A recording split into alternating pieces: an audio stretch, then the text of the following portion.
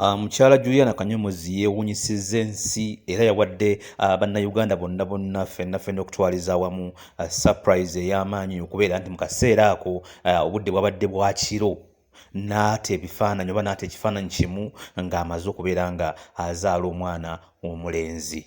Ensi yonna yeewuunyizza nnyo era abantu bangi nnyo baalemeddwa okubeera nga bakkiriza ekintu kino, naye nga mu butuufu mu kiseera kino ekintu kino kyabadde kimaze okubeera nga kibeerawo.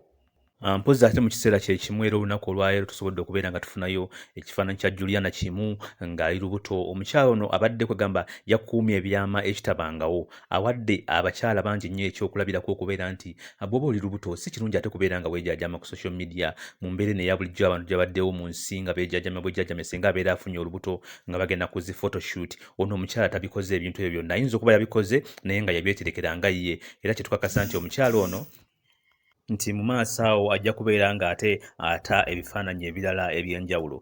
Mpozzi ate olunaku lwaleero abayimbi bangi nnyo ne bannakatemba bavuddeyo bangi nnyo ne basobola okubeera nga bamukulisa okubeera ng'akulika omwana.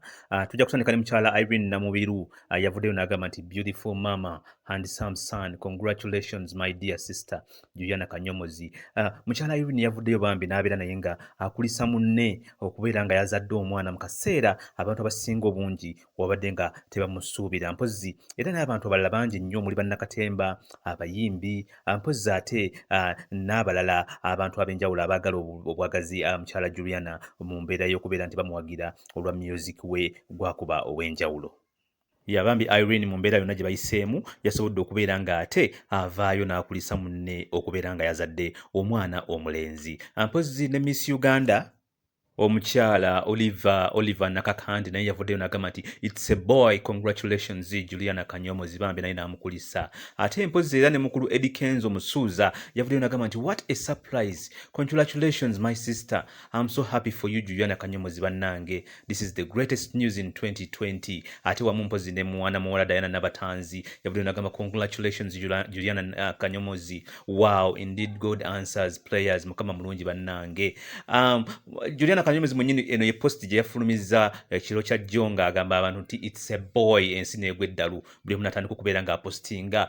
Juliana n'akwata akati mwana mulenzi Mikwai naye ku makya yavuddeyo n'agamba nti God is good all the time and all the time God is good, congratulations. Essanyu lingi nnyo liri ku bantu bambi mu kaseera kano. Mwana muwala Jamila Kalungi yavuddeyo n'agamba nti congratulations to the beautiful JK, it's a boy.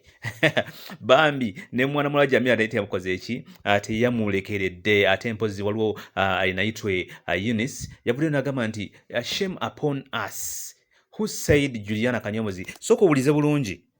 Shame upon us who said Juliana Kanyomozi she's Illuminati, she would never produce again. Now what's this? Thank you God for answering us. Juliana Kanyomozi, the one who created you, he knew you before he formed you in your mother's womb.